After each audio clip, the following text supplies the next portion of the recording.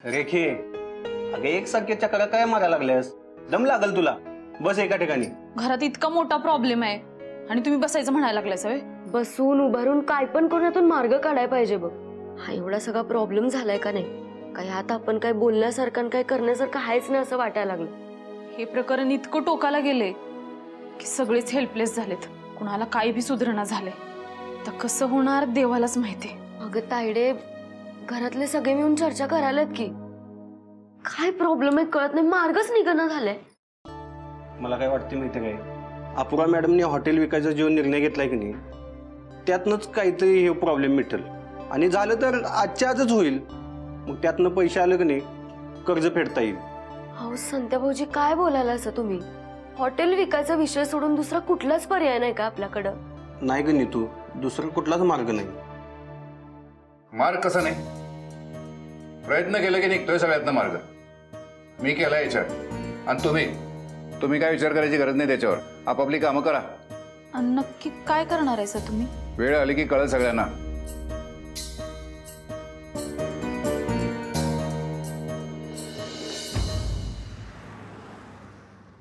नाही मॅम, म्हणजे असा काही प्रॉब्लेम नाही आहे. म्हणजे तुम्हाला जसं वाटतंय तसं काही नाही आहे.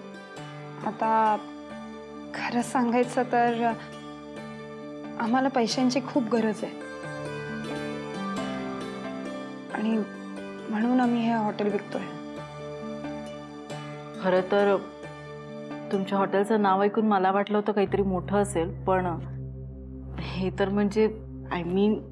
अहो मॅडम, तसं मोठंच आहे हे हॉटेल. कसं आहे, हॉटेलच्या मागे पण जागा आहे, खूप मोठी जागा आहे, ती पण आपलीच आहे. आणि पुढची जागा तर तुम्ही बघितलीच आहे, ती सुद्धा आपलीच आहे. नाही म्हणजे कसं आहे ना, तुम्हाला यापेक्षाही मोठं हॉटेल बांधायचं असेल तरी तुम्ही उभं करू शकता.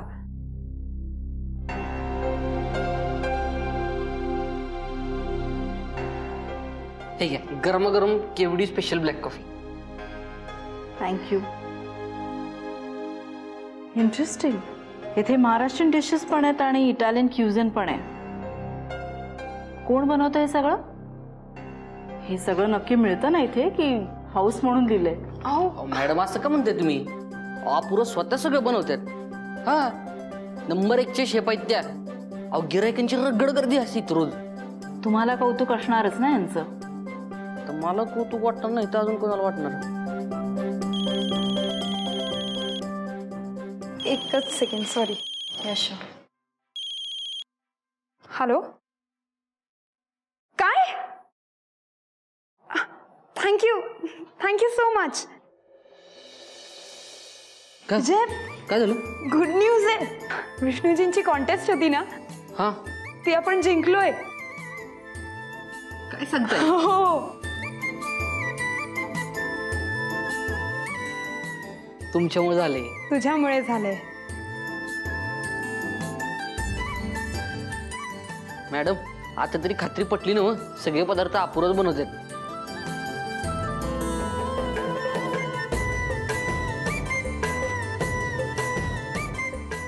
कॉंग्रॅच्युलेशन्स. थँक्यू. मी एक गोष्ट नोटीस केली आहे, तुम्ही तुमच्या स्टाफ बरोबर खूप चांगलं रिलेशन मेंटेन केले. स्टाफ? अहो नाही, तुमचा काहीतरी गैरसमज होतोय. अपूर्वा, राहू द्या. अरे थांब, मी सांगतेय त्यांना. राहू द्या म्हणते ना. अरे मी सांगते ना त्यांना, थांब. अरे एक मिनिट. काय? नाही म्हणजे त्याच्या खांद्यावर असा काळा कळकट रुमाल आहे आणि तो कॉफी सर्व करायला आला म्हणून तुम्हाला असं वाटलं. हा म्हणजे विजय दीनानाथ चव्हाण, या हॉटेलचा खरा मालक आणि माझा नवरा. नमस्कार.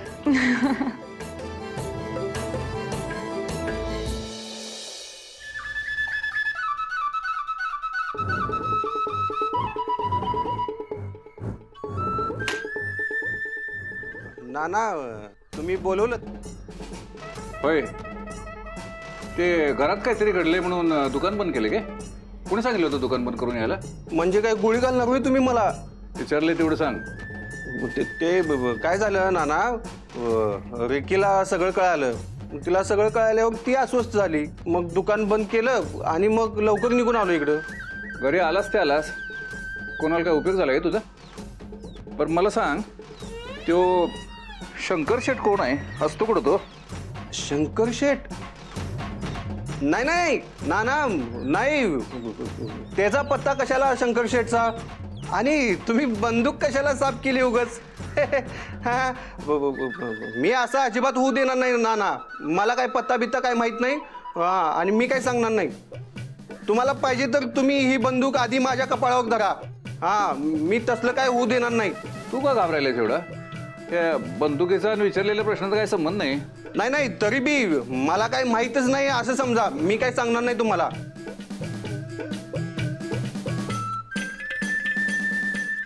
काय तर नाना हा? काय जावई बापूंची एवढी का तंतरले? चेहऱ्यावर 12 वाजल्या त्यांच्या. बरं झालं विटू काका तू आलास. हे बघ की नाना उगाच बंदूक काढून बसल्यात ना.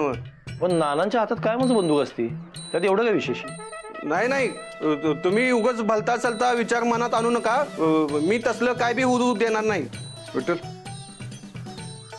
बघ जरा नीट साफ झाले. नाना मस्त साफ झाले. आता फुल रेंजनं फायर होईल. तुम्ही दोघं बी त्यातलंच होय? म्हणजे तुम्ही दोघं एकमेकाला सामील आहे?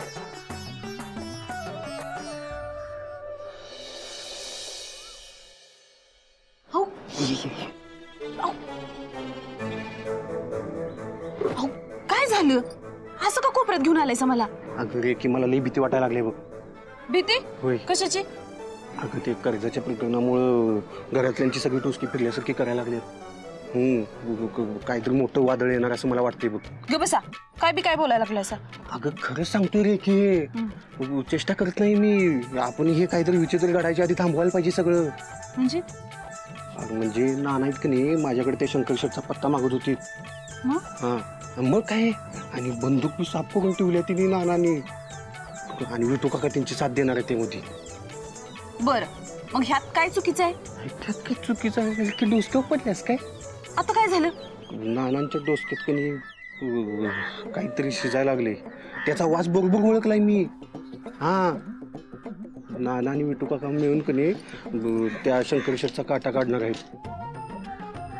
हा, त्या शंकर शेठला सुट्टीच देत नाहीत. त्याचं काय खरं नाही आता. आणि हे असं विचित्र काहीतरी घडायच्या आधी की नाही आपण हे थांबवलं पाहिजे. पण मला कळना झाले, नानासनी आणि विठू काकासनी थांबवणार तर कोण?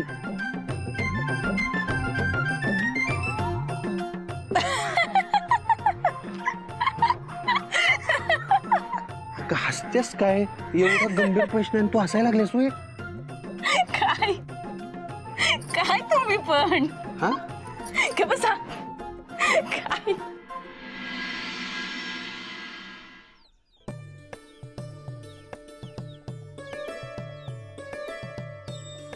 चला, I take a leave.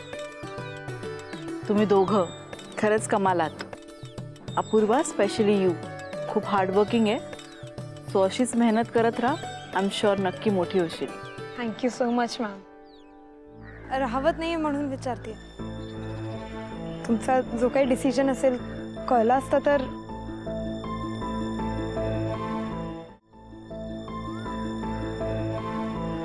C, मला कुठेही फॉल्स होप्स नाही दाखवायचे आहेत. बट द थिंग इज, मला अजून 2 प्रॉपर्टीज बघायच्या आहेत आज, आणि त्या बघितल्याशिवाय I can't decide. No, I understand ma'am, पण मी तुम्हाला सगळं सगळं सांगितलंय. म्हणजे सगळं खरं आणि स्पष्ट सांगितलंय. I agree. आणि ते सगळं ऐकूनच मला खरंच खूप बरं वाटलंय. तुम्ही दोघांनी एकमेकांच्या प्रेमापोटी जे काही केलंय ते खरंच आजच्या काळात कोणीच करत नाही. इनफॅक्ट माझ्या तरी ऐकिवात नाहीये. आणि राहिला प्रश्न बिझनेसचा, तर माझ्या आवडीनिवडींपेक्षा माझा बिझनेस जास्त महत्वाचा आहे. So I hope you understand. Of course. Good bye and best luck. Thank you. Thank you. चला.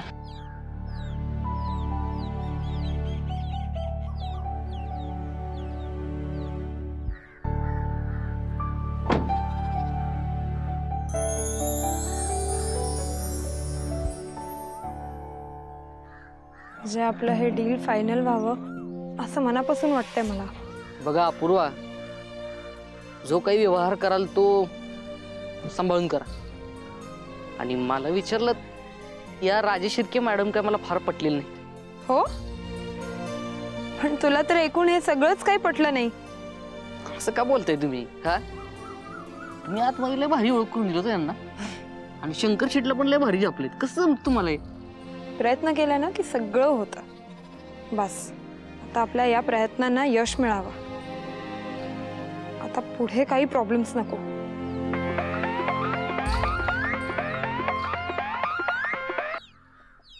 हा बोल की संत्या. ऐक ऐक ऐक, शांत हो भावा. आधी रडतोयस कशाला? सांग की मग फोनवर.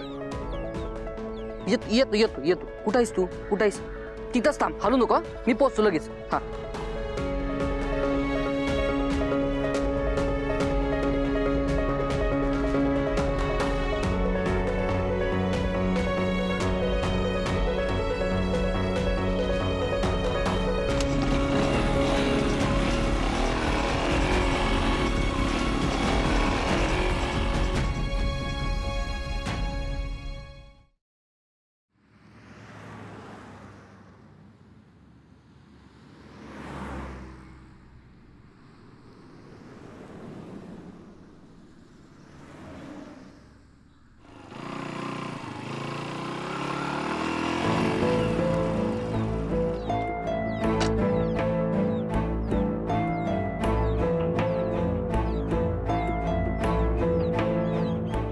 काय झालं भावा?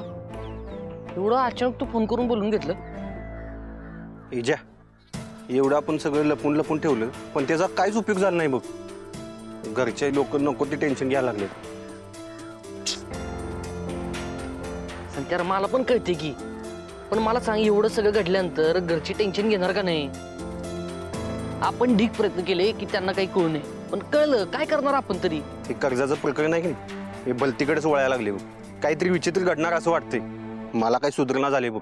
होय, असं का बोलायला लागलास एकदम सुधारणा झाले वगैरे? हे बघ संत्या, सगळी जण आपापल्या परीनं काही ना काय प्रयत्न करतायत का नाही? हे सगळ्यांचं जाऊ दे, मला हे कळत नाही कुठला पण प्रॉब्लेम 0 मिनिटात असं तू दूर करणारा. तुला काय झालंय? तिकडे विटू काका आणि नानांचं काही खरं नाही. त्यांचा राग तुला माहिती आहे ना? अरे त्यांचा राग काय मला नवीन असणार आहे? आणि हे बघ संत्या, तू मला विचारशील ना तर त्यांचा राग त्यांच्या जागी बरोबरच आहे. काय बोलायला लागलास भावा तू? त्यांचा राग त्यांच्या जागी बरोबर आहे वे.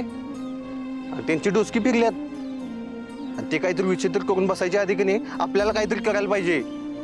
आता जे तू करतोयस काय मी करू? सांग मला. ए बाबा, तू काय करू नको. एकच 2 करून ठेवशील. ते जाऊ दे, मागापासून मी ऐकतोय ते काहीतरी विचित्र करतील. विचित्र करून करून असं काय करणार आहेत दोघं? एजा, अरे ते शंकर शेठचं काय खरं नाही बघ. का? विटू काका नाना ते शंकर शेठकडे बंदूक घेऊन जाणार आहेत.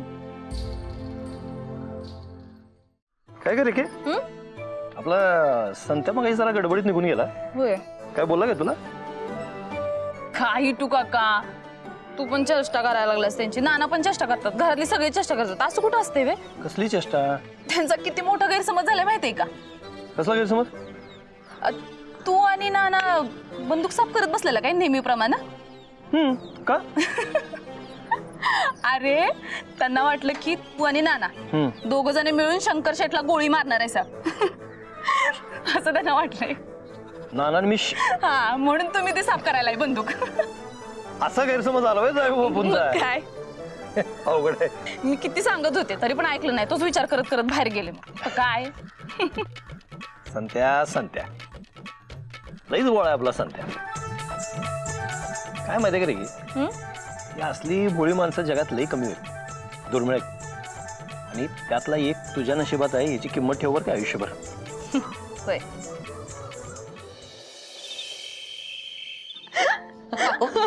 एवढं का असतं पण तुम्ही? सॉरी. अरे पण तू तरी नीट समजावून सांगायचंच ना संतोषला.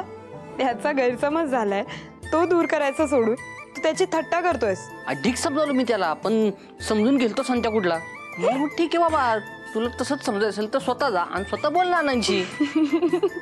नाना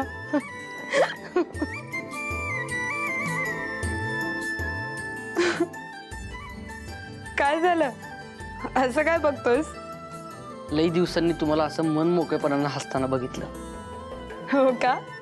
हा मग आरशाला पण विचारा की, तो पण हेच म्हणत. पण हे सगळं संतोषमुळे झालं. हा बरं, मग त्याला भेटल्यानंतर थँक्स सांगतो.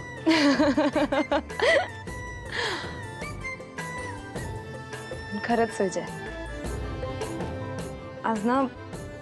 आज असं वाटतंय की आपले सगळे प्रॉब्लेम सॉल्व्ह होणार आहे. राजेश शिर्के मॅडमला सगळं पसंत पडलंय. फक्त आता त्यांचा फायनल कॉल यायचा बाकी आहे. हे बघा अपूर्वा, त्या राजेश शिर्के मॅडमचा फोन येईल, त्या सांगतील हॉटेल आवडलं, मी विकत घ्यायला तयार आहे. मग पुढचा सगळा व्यवहार पण होईल, आपले सगळे प्रॉब्लेम सुटतील. पण हे सगळं करताना तुम्हाला तुमचं स्वप्न मोडावं लागलं, याचं मला लय वाईट वाटतंय. तुम्ही वरवर दाखवत नाही आहात, पण मला कळतंय आणि या सगळ्याला मीच जबाबदार आहे. विजय, एक गोष्ट लक्षात ठेव. आज असं बोललायस, पुन्हा कधी असं बोलू नकोस. झालं गेलं तर सगळं विसरून जाऊ. राजेश शिर्के मॅडमचा फोन आला आणि हे डील फायनल झालं की मागचं सगळं तिथल्या तिथे सोडून देऊ आणि नवीन सुरुवात करू. जे जात आहे ते आपलं कधी नव्हतंच असं समजू. आणि माझ्या स्वप्नांचं म्हणशील ना, तुझी एवढी भक्कम साथ असताना माझं कुठलंही स्वप्न कधीही अपूर्ण राहील का? नाही ना. हे बघ, हे जे काही झालंय ना, त्या सगळ्याचं ओझं मनावर घेऊन आपण नाही जगू शकणार.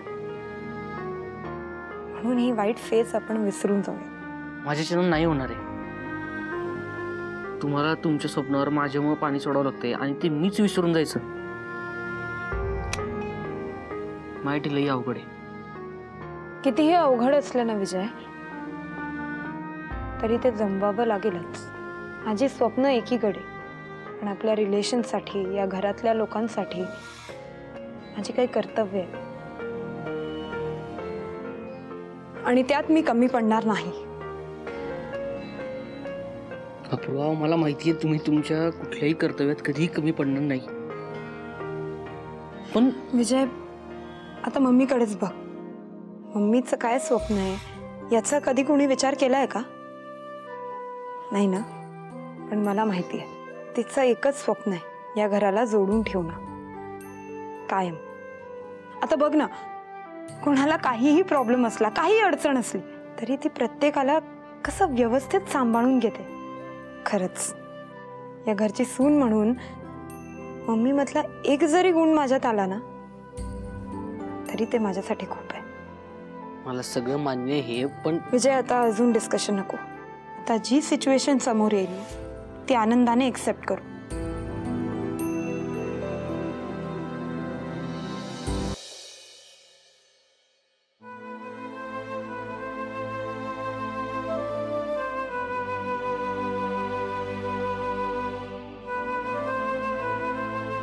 पुलवामात सीआरपीएफचे जवान शहीद झाल्याची बातमी ऐकली आणि अमित गेल्याची बातमी आली. तो दिवस आठवलाच अचानक. आज तशीच बातमी कित्येक सीआरपीएफ जवानांच्या घरी गेली असणार. काय वातावरण असेल त्या घरातलं? नाही काका, त्याची कल्पना पण नको. ज्या घरावर हा प्रसंग येतो, ज्या बायकोवर ही वेळ येते, त्यांच्या दुःखाला शब्द नाहीत.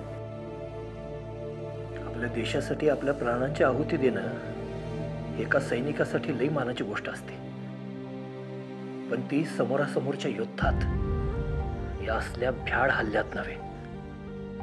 एका जवानाची आहुती पडते तेव्हा अख्खं कुटुंब जळतं त्याचं. या हल्ल्यात सीआरपीएफचे फक्त जवान नाही गेले, त्या जवानांच्या कुटुंबावरचं छप्पर गेलंय. त्यांच्या मुलांच्या डोक्यावरचा मायेचा हात गेलाय. काही केलं तरी मनात जात नाही काका. राहून राहून एकच प्रश्न डोक्यात येतोय, काय चाललं असेल त्यांच्या घरात? कालही तोच प्रश्न होता आणि आजही तोच प्रश्न आहे.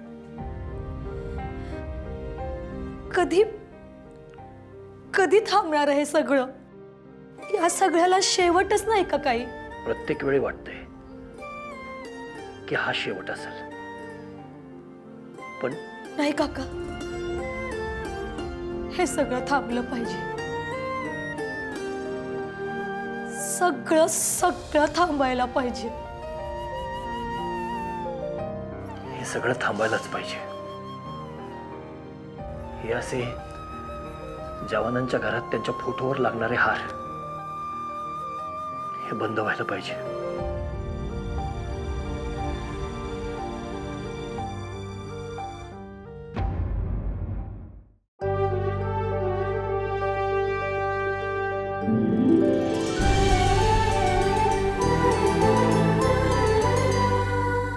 अधिक माहितीसाठी सोनी लिव्ह ॲप डाउनलोड करा. Sony Liv, we live to entertain.